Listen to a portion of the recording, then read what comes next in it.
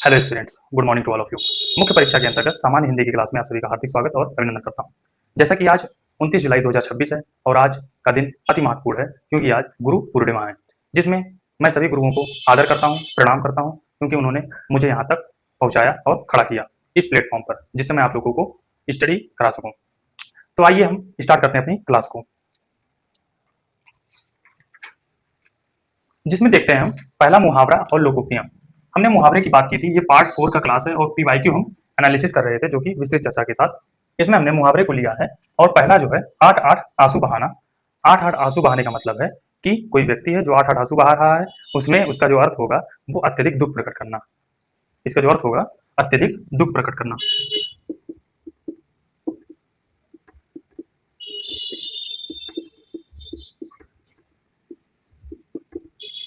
अत्यधिक दुख प्रकट करना, तो वाक्य में प्रयोग अगर इसका देखें तो पहलगाम में 26 व्यक्तियों को निशस्त्र आतंकवादियों द्वारा मार दिया जाना या 8-8 आंसू बहाने के समान माना गया। ये आपके हिसाब से अपने हिसाब से इसको वाक्य में प्रयोग कर लीजिएगा। कागज की नाव, कागज की नाव मतलब है ज्यादा देर तक ना टिकने वाला, ज्यादा देर तक ना टिकने वाला या टिकाऊ या अस्थिर योजना। कागज की नाव आप लोगों ने देखा होगा, अगर कागज की नाव है तो थोड़ी देर आगे बढ़ने के बाद वह डूब जाता है, या तो भीग जाता है या तो फैल जाता है। तो इसी प्रकार से अस्थिर योजना या टिकाऊ ना होने वाली योजना, आप इसको वाक्य प्रयोग बना सकते हैं। चादर से बाहर पैर फैलाना, चादर से बाहर पैर फैलाने का मतलब क्षमता से अधिक कार्य करना, किसी कार्य को क्षमता से अधिक कार्य करना, अपनी क्षमता से अधिक कार्य या खर्च करना। अब जैसे पाकिस्तान में कोई गेम्स होने वाला है, भले से उसकी जीडीपी उतनी ना हो लेकिन वह खर्च अधिक कर देता है, यानी कि ये हो जाएगा कि चादर से बाहर पैर फैला रहा है। फिर नेक्स्ट बात करते हैं टोपी उछालना, मतलब बेइज्जत करना, बेइज्जत करना, इसका अर्थ हो जाएगा। फिर मिट्टी खराब करना, मिट्टी खराब करने का अर्थ होगा किसी स्थिति को बिगाड़ देना, किसी वस्तु या स्थिति को बिगाड़ देना।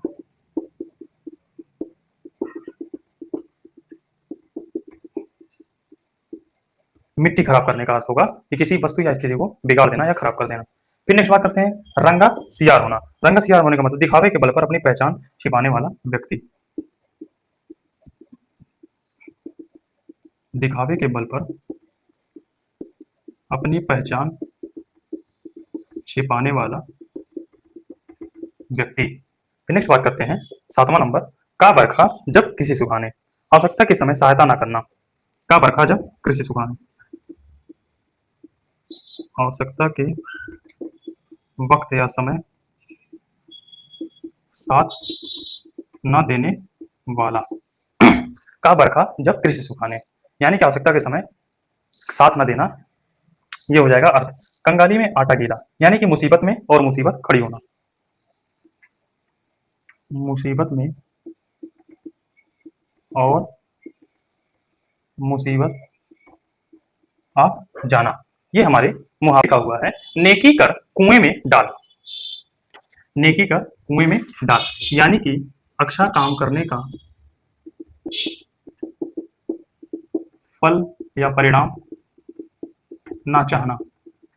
नेकी कर कुएं में डाल, या तो ये इसमें कहा गया है, अगर आप इसको ध्यान देंगे कि नेकी कर यानी कि कोई नेक काम कीजिए और उसके बाद उसको कुएं में डाल दीजिए, यानी कि आप अपने जो काम किए हैं उसको भुला दें, यानी कि कोई अच्छा काम कर रहे हैं लेकिन परिणाम उसको नहीं चाह रहे हैं।